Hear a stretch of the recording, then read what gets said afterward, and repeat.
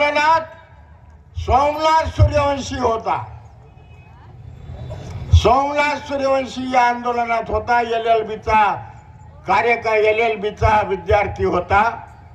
त्याला पोलिसांनी हॉटेलहून आणलं आणि त्याला 2 दिवस पोलीस कस्टडीमध्ये बेदम मारलं.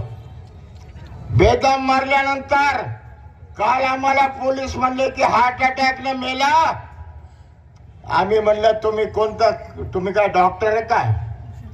त्याचं PM झालं नाही ना आधीच सांगायला हार्ट अटॅकने मेला. त्यांची इच्छा होती नांदेडला जाऊन बॉडीचा पोस्टमॉर्टम करायची. आम्ही सगळ्यांनी हट्ट धरला, कलेक्टरकडे गेलो आणि कोणत्याही परिस्थितीत नांदेडला या पोस्टमॉर्टम होणार नाही.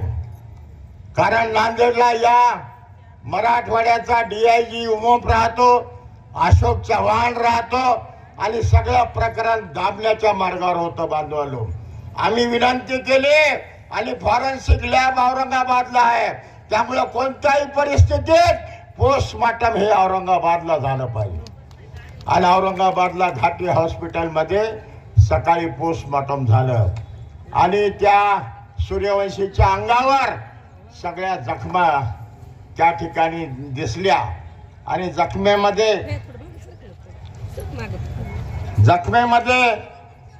सगळ्यांनी सिद्ध झाले.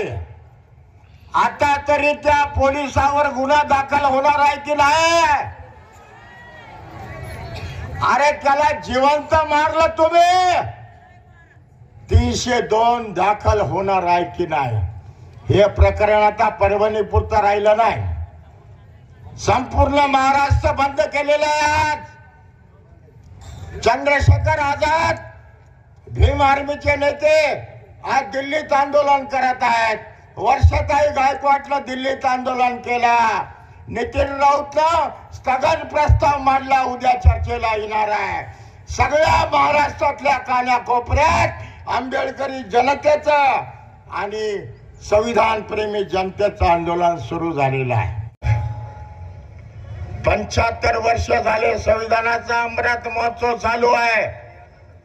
आम्ही गावागावामध्ये हर घर संविधान वाटप केलेलं आहे आणि घराघरात संविधान पोहोचवण्याची आमची योजना आहे.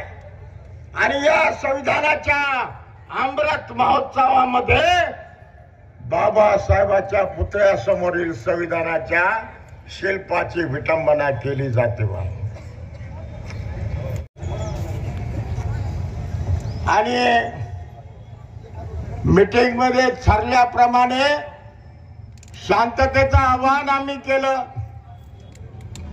शांततेने आमच्या महिला, लहान लेकरासहित अरे हजारो माणसं रस्त्यावर आले.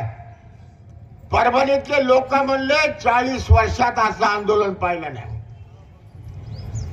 अरे लहान लेकरं, बाया, त्यांच्या घरची मंडळी, एकही घरी नव्हता. सगळ्या घराला कुलूप लावून बाहेर होते सगळे. आणि आम्ही बाबासाहेबाच्या संविधानाला मानणारे लोक आहोत. आम्ही हिंसा करणारे लोक नाहीत.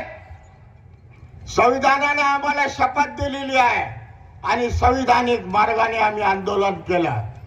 ज्याने कोणा काय काय केलं ते तुम्ही तपासा. तुमच्याकडे CCTV आहे, सगळं आहे. आणि कॉम्बिंग ऑपरेशन मध्ये आमच्या महिलेला मारहाण, लहान लेकराला मारहाण, आमच्या तरुणाला मारहाण, आमच्या लखन जामकर कार्यकर्त्याला मारहाण, हजारो कार्यकर्त्याला मारहाण झाली. बांधवांनो, आज दवाखान्यामध्ये फ्रॅक्चर झालेले आहेत.